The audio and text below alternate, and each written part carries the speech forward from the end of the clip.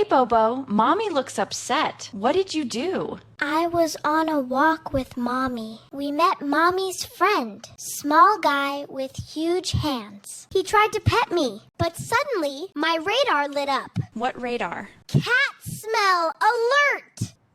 I felt something in my nose. I tried to control myself. I said, Bobo, no, be a good boy. But the cat smell was too strong. I sneezed on him, like a lawn sprinkler. Oh, Bobo, how did Mommy react? Mommy pretended I did something bad. She did the voice. But I saw her secretly laughing when the guy left.